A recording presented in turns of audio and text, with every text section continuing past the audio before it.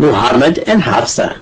The text and parody are based on Aisha Ahmad's article titled Allah Frowns Over Abstaining from Sex with Slave Girls. Surah number 66 at Tahrim. Context of the surah. It was Hafsa's turn to sleep with the Prophet. Her maid, Maria Qibtiyya, a gift from the king of Alexandria, was also in her room when the Prophet walked in. Maria was very attractive and voluptuous young teenager. She aroused carnal desires in any man who looked at her. Then our Prophet was not any man. He was endowed with 30 men libido by Allah. Bukhari, Volume 1, Book 5, number 268, narrated Qatada, quote, Prophet was given the sexual strength of 30 men. To be alone with Maria, Prophet sent Hafsa to her dad's house with a phony excuse that Umar wanted to see her. Hafsa, your dad's looking for you. You better go see him right now. Okay, Rasulullah. Umar was not home when Hafsa reached her dad's place few houses down the street. Mom, where's Dad? He has gone to the Al-Manasi field near Baqiyah to defecate. Why doesn't he go to the field behind our house? Because it is a sunnah to relieve yourself at a place where the Prophet released himself. I will wait for him. It may be a long wait. He hides there afterwards to spy on Prophet's wives. Spy on your Prophet's wives? What for?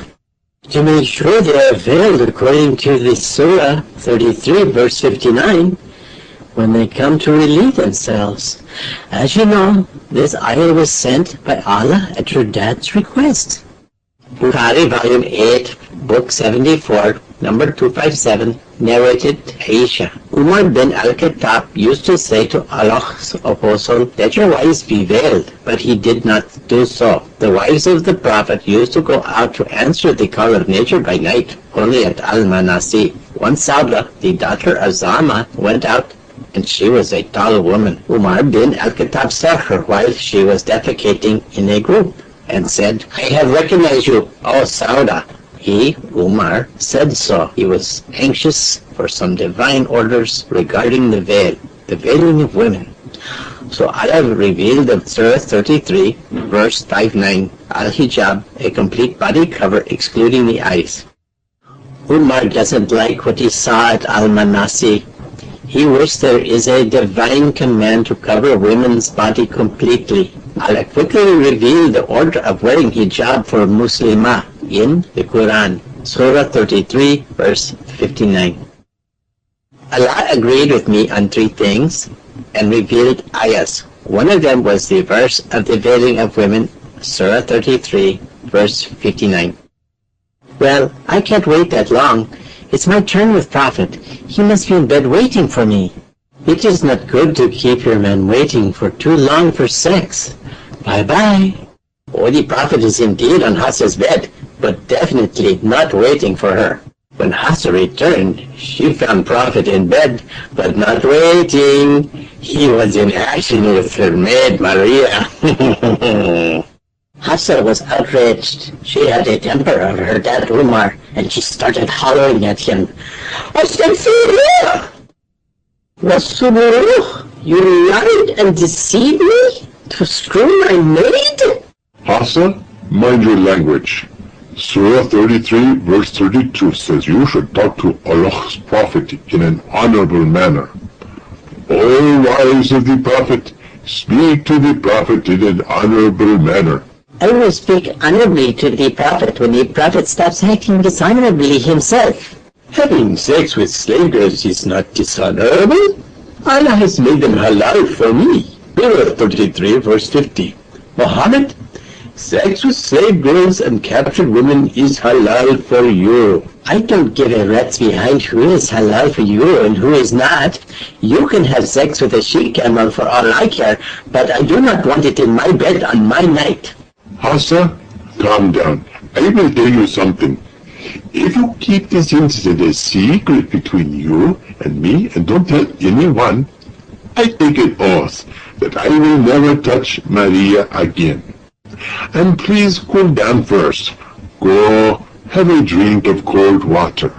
Okay, I have to go pee also.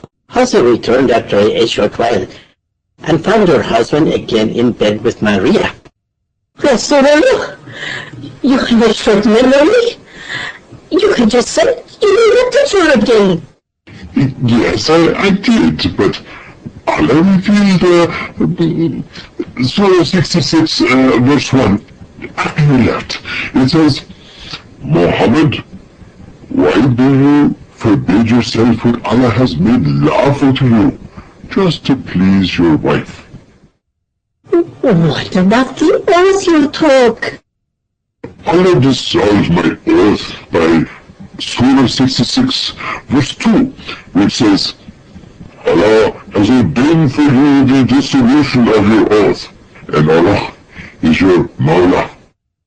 The next morning, when Prophet returned from Fajr prayer, his wives gave him dirty looks and a silent treatment instead of happily greeting him like every day.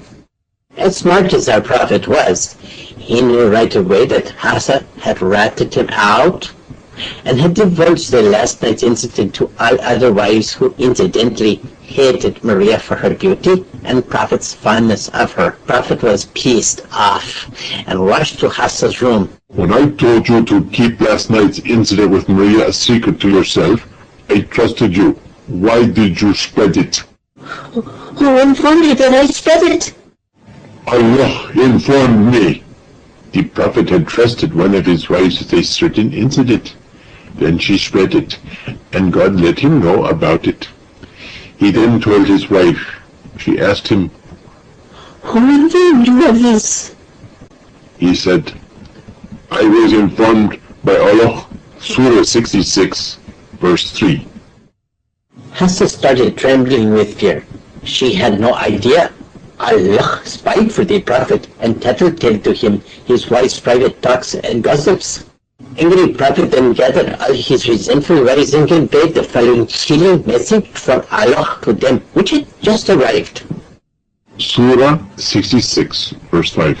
If Muhammad divorces you all, Allah will give him in exchange wives better than you who are submissive and devout. That message was a death sentence to the scared wives. A divorce meant starving to death, since nobody was allowed to marry Prophet's wife according to an earlier ayah. The Prophet continued. Surah 66, verse 10 to 11.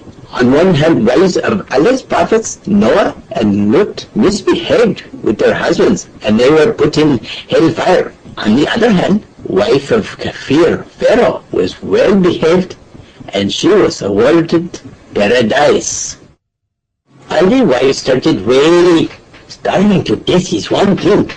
Burning in hellfire forever was something else. They grabbed his feet and begged him for mercy. The merciful Prophet then took pity on them and decided to apply abstention clause of Surah 4, verse 34. Abstaining from sex with wives as a disciplinary action. He could have divorced them like Allah suggested, or beaten them under scourging clause of Surah 4, verse 34. He stayed away from all his wives for a month and slept exclusively with Maria to humiliate them further and make them jealous. Bukhari, Volume 3, Book 43, number 648. The Prophet did not go out to his wives because of the secret which Hafsa had disclosed to Aisha. And he said that he would not go to his wives for 1 month, as he was angry with them when Allah admonished him for his oath that he would not approach Maria. Allah also decided to pitch in the misery of Prophet's wives by making Maria pregnant with a baby boy, Ibrahim, something Muhammad desired most, and which he could not be delivered by any of the 9 resident wives. But then Ibrahim died when he was 2. The end.